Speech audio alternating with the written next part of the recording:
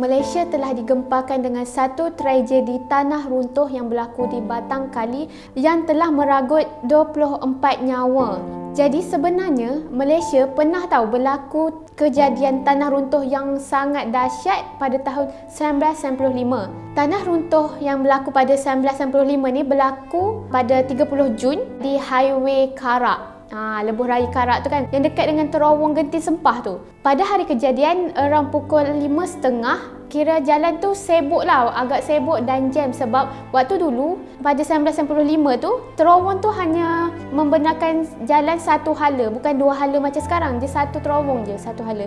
Kat situ penuh lah kereta, van, bas, orang balik kerja, orang nak balik kampung macam tu kan. Jadi tiba-tiba ada satu mangsa ni, dia cerita yang dia ternampak dari atas, nampak pokok tergelongsor ke bawah tau, ke jalan tu. Jadi dia panik tau, dia nampak pokok je bergerak ke bawah. Tiba-tiba suf, dia habis. Pokok tu habis, dia bawa kereta orang-orang ke bawah, ke dalam gaung.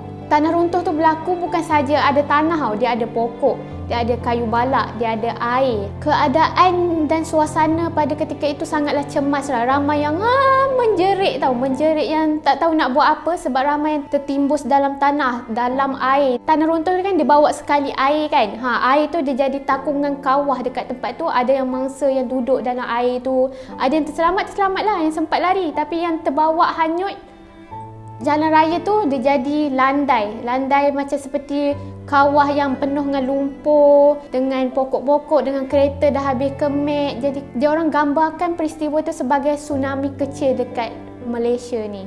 Mengikut laporan dan siasatan yang telah dibuat, antara punca yang pertama, punca menyebabkan jalan tu sesak adalah kan 5.30 petang, mestilah kereta banyak lalu, and then berlakunya pokok tumbang atas jalan. Sebab itulah kereta satu hala tu tak boleh lalu, orang ni tak boleh ke sini, orang ni tak boleh ke sini. Jadi memang berstop kat situ je, memang orang berkumpul kat jalan Karak tu kan. Dan punca berlakunya tanah runtuh kat situ, pada mulanya hari tu hujan lebat. Dah berapa hari dah dia orang kata hujan lebat sangat-sangat sampai tak nampak kelabu, kabus je. Berlakunya tanah runtuh di kawasan dalam hutan. 3 tanah runtuh, bukan satu je. Dan dia telah menghempap sungai yang ada kat dalam hutan. Jadi bila tanah masuk dalam sungai, air sungai tu melimpah dan membentuk empangan semula jadi. Jadi bila dah air penuh melimpah, tiba-tiba terlimpahlah ke laluan jalan raya. Dia punya air tu banyaklah sampai dia bawa pokok-pokok, balak apa semua turun ke bawah. Mengikut rekod yang telah dibuat, terdapat sekurang-kurangnya 21 orang yang terkorban dan 23 orang cedera. Manakala terdapat beberapa mangsa yang sampai sekarang tak dijumpai.